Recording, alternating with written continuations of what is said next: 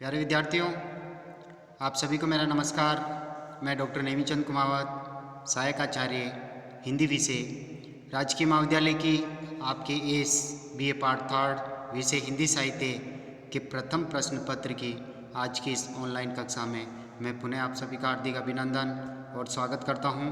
प्यारे विद्यार्थियों, आपके इस प्रथम प्रश्न पत्र में जो एक पाठ्य पुस्तक लगी हुई है आधुनिक काव्य संग्रह के नाम से हेतु भारद्वाज जी उसके संपादक हैं।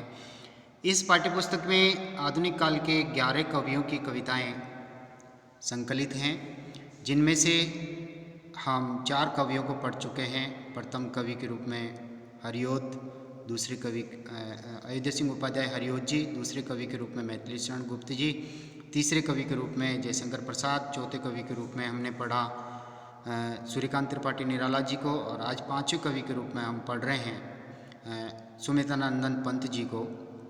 पंत जी की नौका विहार कविता आपके पाठ्यक्रम में संकलित हैं। तो हाल ही की एक ऑनलाइन कक्षा में हमने सुमित्रानंदन पंत जी के कृतित्व, व्यक्तित्व और उनके काव्य की विषय वस्तु पर हमने बात की थी, और नौका विहार कविता को हमने आरंभ किया था, जिसका एक पैराग्राफ हम पढ़ चुके थे।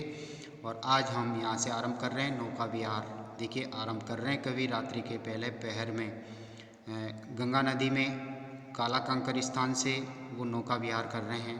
तो रात्रि के समय जो गंगा के आसपास का जो सौंदर्य है, प्राकृतिक सौंदर्य, उन्होंने इस कविता में उकेरा है। तो देखिए, चांदनी रात का प्रथम प्रहर, चांदनी रात का प्रथम प्रहर आरंभ हो जाता है 10-11 बजे के आसपास।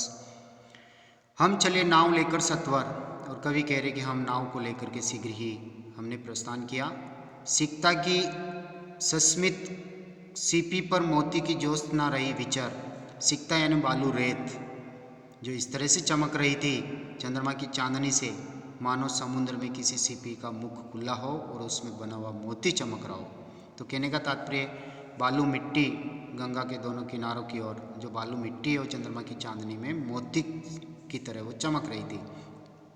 लो पाले चढ़ी उठा लंगर, यानी गंगा की उसकी नाव की पाले खोल दी गई, लंगर को उठा लिया गया, और मंद मंद गति से जो है नौका गंगा में आगे बढ़ने लगी। मृदु मंद मंद यानी मृदु बहुत ही सुंदर तरीके से, बहुत ही सुहावने तरीके से, मंद मंद मंथर मंथर, धीरे धीरे धीरे धीरे नौका आगे बढ़ी। यहाँ पर मंद मंद मंथर मंथर में पुनरुक्ति प्रकाश अलंकार हैं। लघु तरणी छोटी सी नाव जिसमें पंत जी सवार होकर के आगे बढ़ रहे हैं। हंसिनी सी सुंदर उपमा अलंकार है। हंसिनी की भांति मंद मंद मस्त चाल में गंगा के जल में हमारी छोटी सी नौका आगे बढ़ी। तीर रही खोल पालों के पर, अर्थात वह इस तरह से तैर रही थी मानो अपने पालों रूपी पंखों को फैला करके वो उड़ रही थी, यानी आगे बढ़ रही थी। निश्चल जल के सूची दर्पण पर बिंबित हो रजत पुलिन निर्भर, दोहरे ऊंचे लगते क्षण भर, यानी निश्चित जल, जल एकदम शांत, जब चारों ओर का वातावरण शांत है, हवा नहीं चल रही है, तो निश्चल जल है, बहुत ही पावन और पवित्र गंगा का जल। सूची दर्पण, सूचन पवित्र, दर्पण की भांति, जैसे कि उस जल में हम देखते हैं तो भीतर छिपी हुई वस्तु हमें दिखाई दे जाती है। जिस तरह से दर्पण में हम चेहरा देखते हैं तो हम बिल्कुल प्रतिबिंबित रूप में सामने आ जाते हैं, हमारा रूप सामने आ जाता है। तो पवित्र जल में, पवित्र जल है, निश्चल जल है।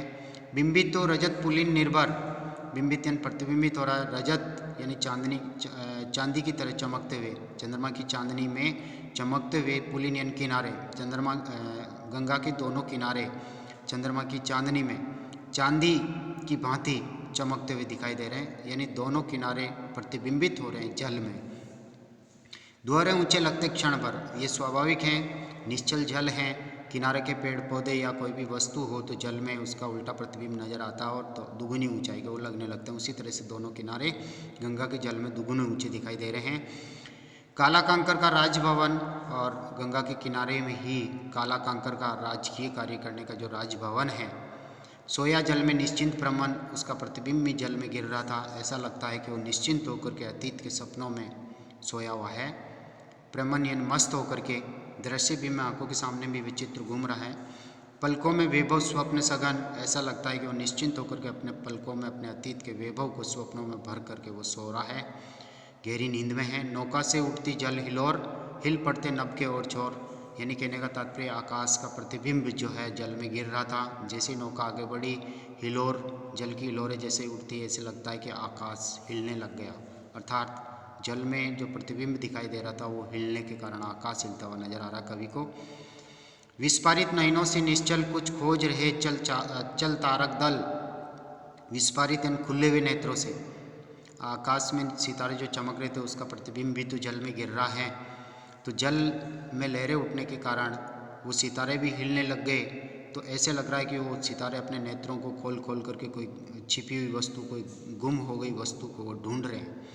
तो विस्फारित नयनों से निश्चल कुछ खोज रहे चल तारक दल, अर्थात तारक दल अत्यंत चंचल होकर के मानो नेत्र खोल करके अपनी खोई हुई वस्तु को ढूंढ रहे हैं। ज्योतित कर जल का अंत स्तर यानी प्रकाशित करते हुए जल के अंत, क्योंकि उनका प्रतिबिंब सितारों का, तारों का प्रतिबिंब जल में गिर रहा है, तो जल के भीतर मानो वो जल के हृदय को एक तरह से रोशनी से प्रकाशित करते हुए, जैसे हम भी कोई चीज़ खोई हुई तो मोमबत्ती, दीपक, टॉर्च आदि लेकर के कोई खोई हुई चीज़ को ढूंढते हैं, उसी तरह से तारे भी उसी भांति नज़र आ रहे हैं कि अपनी खोई हुई चीज़ को वो चमक चमक करके ढूंढ रहे हैं, रोशनी करके ढूंढ रहे हैं। गंगा के जल के अंत स्थल को, हृदय स्थल को प्रकाशित करते हुए रोशनी में ढूंढ रहे हैं। जिनके लघु दीपों को चंचल अंचल की ओट किए अविरल, जिनके लघु दीपों को यानी छोटे छोटे द्वीप जो चंचल हैं, एक तरह से छोटे छोटे दीपों की भांति वो तारे चमकते हुए नजर आ रहे हैं। अंचल की ओट किए अविरल, फिरती लहरें लुक छिप पल पल, और लहरें लगातार, लहरें रूपी अंचल यानी दुपट्टे का सहारा देख करके कहीं दीपक बड़ा नहीं हो जाए, तो ये लहरें एक के बाद एक उठ करके आ रही है और उन दीपक को ओट करके हवा से उनको बुझने से रोक रही है, यानी लगातार लहरें अंचल का कार्य कर रही हैं।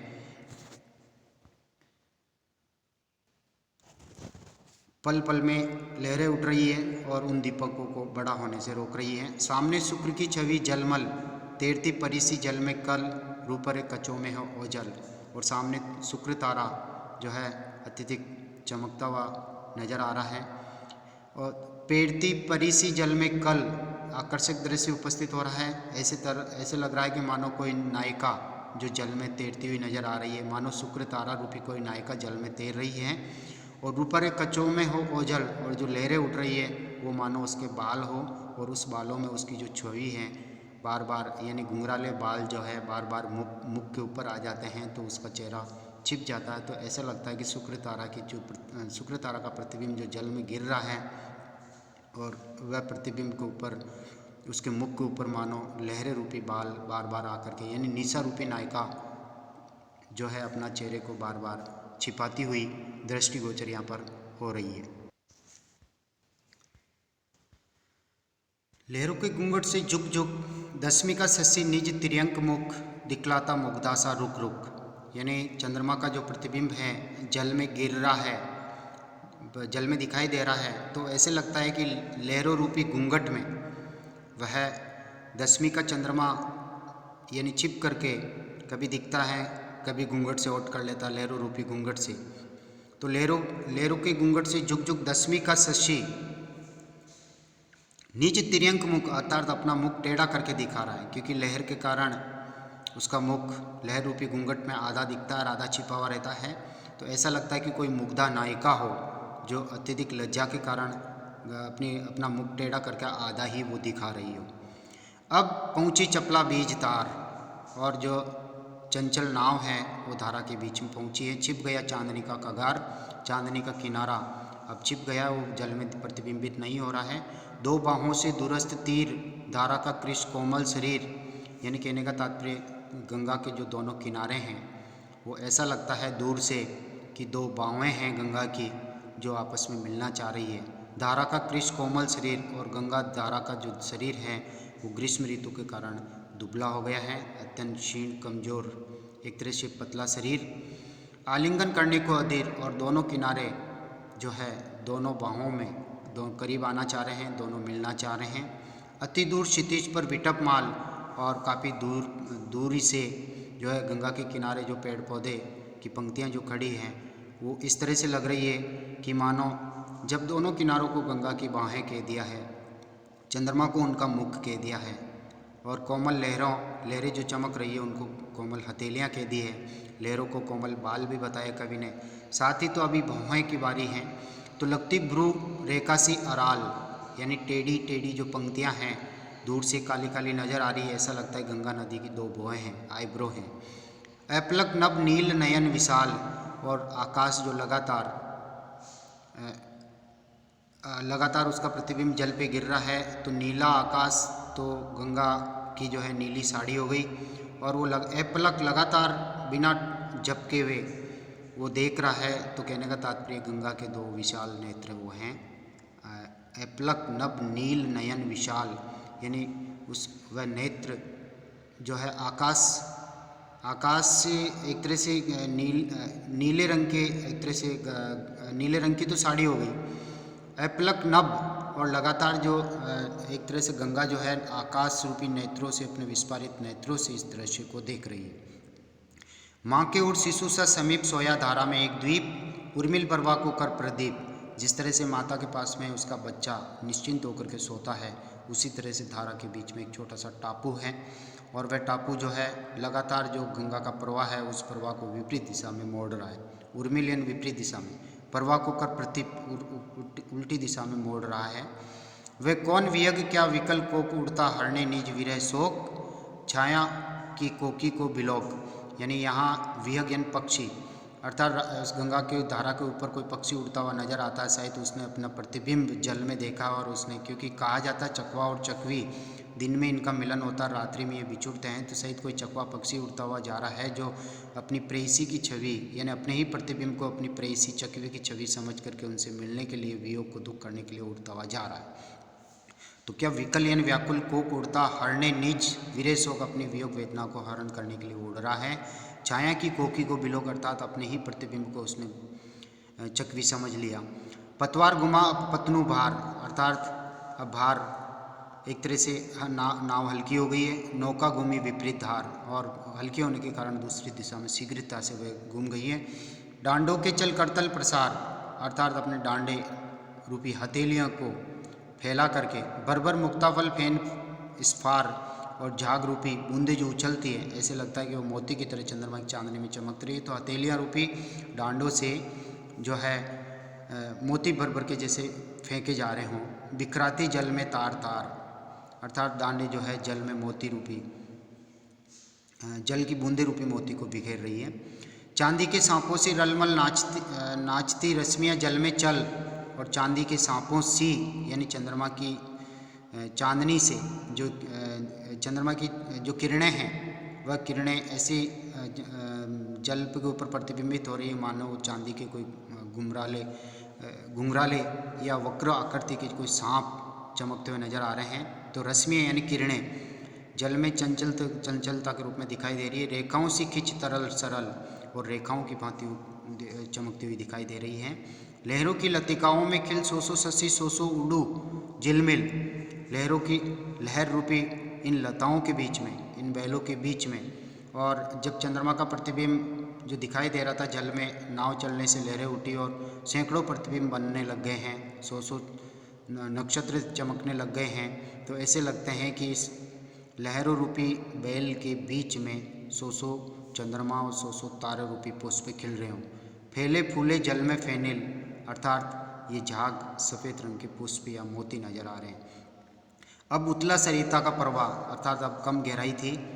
लगी से ले ले सहज था, और लगी के माध्यम से ही उसकी गहराई का पता लगाया जा सकता है। हम बड़े घाट को से उत्साह, कवि कह रहे हैं कि हम घाट की तरफ उत्साह के साथ बढ़े, हमने नौका विहार कर लिया है।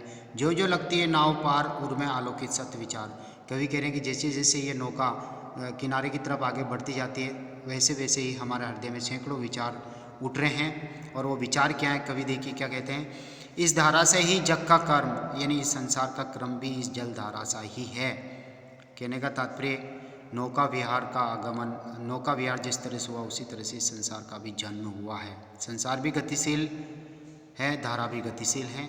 शाश्वत इस जीवन का उद्गम, अर्थात ये जन्म और मरण होता रहता है। जिस तरह से इस जीवन का उद्गम हुआ उसी तरह से संसार का उद्गम, उसी तरह से धारा का उद्गम। शाश्वत एक गति, शाश्वत संगम, अर्थात जन्म और मरण शाश्वत हैं, नौका विहार गतिशील हैं। यानी नौका विहार की तुलना कवि ने जीवन से की है। नौका की तरह जीवन भी गतिशील है। इस धारा सा ही क्रम कवि ने कहा है, तो धारा की तरह, गंगा के धारा की तरह ही जीवन का क्रम है। धारा का उद्गम और मिलन होता है, उसी तरह से जीवन का भी जन्म और मृत्यु होती है। तो ये शाश्वत संगम है, जन्म और मृत्यु का मिलन है एक तरह से। शाश्वत नभ का नीला विकास और आकाश में फैला हुआ ये नीला आकाश भी ये सत्य हैं। शाश्वत शशि का ये रजत हास, चंद्रमा की इन शीतल किरणों का ये हास, ये भी शाश्वत हैं। शाश्वत लघु लहरों का विलास, ये छोटी छोटी लहरें जो गंगा की धारा में उठकर के आपस में मिलन करती हैं, इनका विलास, इनका आनंद भी शाश्वत है। यानी रात और दिन का क्रम जिस तरह से चलता है, उसी तरह से जीवन का क्रम भी चलता रहता है, वह भी जन्म और मृत्यु को प्राप्त होता है। हे जग जीवन के कर्णधार, चिर जन्म मरण के आर पार, शाश्वत जीवन नौका विहार, अर्थात ये जीवन रूपी नौका सदा पार होती हैं। तो हे जग जीवन अर्थात इस मनुष्य जीवन को जन्म देने वाला है विधाता है कर्णधार, चिर जन्म मरण के आर पार अर्थात इस जन्म और मृत्यु के पार मुझे भी ले चल, मेरी इस जीवन रूपी नौका को भी तो पार लगा, मुझे भी मोक्ष प्राप्ति करा। मैं भूल गया अस्तित्व ज्ञान, कवि कहने कि मैं अपने आप को भूल गया हूँ, अपने अस्तित्व ज्ञान को भूल गया हूँ। जीवन का शाश्वत प्रमाण अर्थात मैंने इस नौका का विहार किया, इस धारा के समान इस जीवन को हमने देखा, ये शाश्वत प्रमाण है। करता मुझको अमृत दान, और जो मैंने ये दोनों की तुलना की, गंगा की धारा की और जीवन की तुलना, ये दोनों ही मुझे अमृत प्रदान कर रहे हैं, यानी मोक्ष प्रदान कर रहे हैं। तो प्यारे विद्यार्थियों, सुमित्रानंदन पंत जी की ये नौका विहार कविता हमने इन 2 ऑनलाइन कक्षाओं में पूर्ण किए हैं। आपको बहुत बहुत धन्यवाद। जय हिंद, जय भारत, थैंक यू।